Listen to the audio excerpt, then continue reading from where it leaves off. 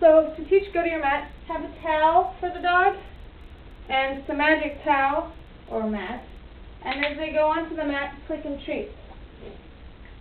So any targeting of the feet on the mat equals a click and throw the treat on the mat. One way to speed up the process is have your dog throw a treat on the mat, and as they go to the mat, click and treat and feed on the mat. But don't just give one treat, feed them for staying there. So they're kind of glued there. And immediately you want to add a release cue. So, okay, means get off of the mat. Try that again. So throw the treat onto the mat, let the dog go, they go get the treat, and they get a click, and treats happen on the mat while they're still there.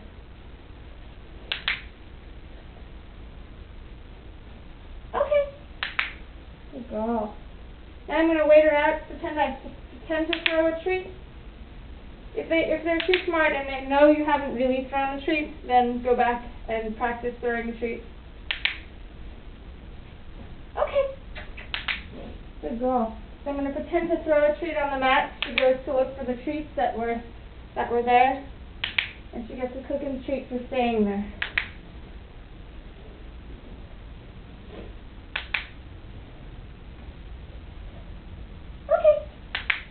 Good girl. So now I'm going to try from a different angle. Good girl.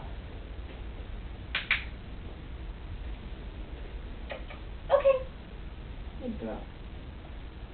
Go to your mat. So once you can bet $100 or you're 90% sure that they're going to go to the mat, then you can start adding a cue. Okay. Puppy, go to the mat.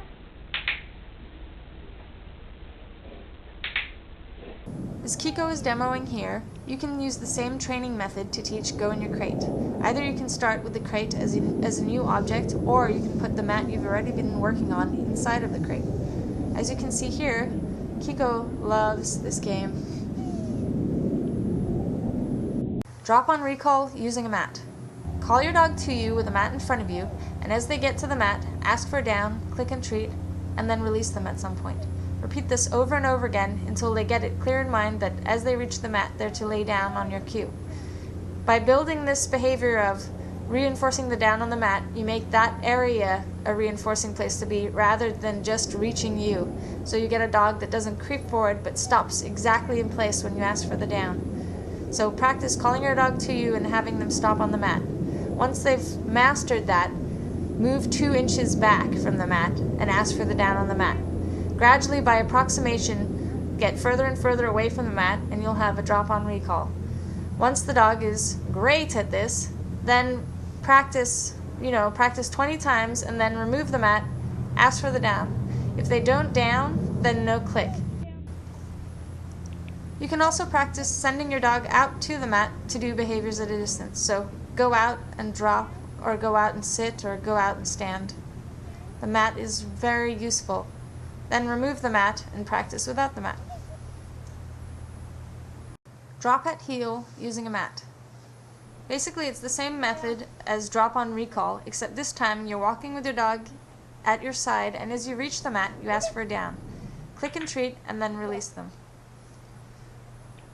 So practice that over and over again, and once they've really got it down, the mat becomes a reinforcing place to lay down. Stop, ask them to down, take a step, click and treat them for remaining. Feed the dog on the mat. You want that place that they have to stop to be the most reinforcing place to be rather than at your side. So it's in their best interest to stay where they are rather than to continue walking at your side. So once you get to the mat, get them to drop and then continue walking. So once they've really got it down, remove the mat, and in the same place that the mat used to be, ask for the down, click and treat, feed them into position, and keep walking. And then the eventual step is ask for the down, and then release them and reinforce them at your side. But every once in a while in your training, you want to reinforce them in that position.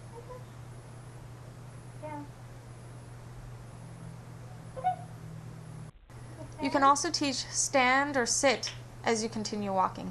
I think of these things as tricks, but I mainly want to show people that you don't need to use punishment to teach obedience. Good job.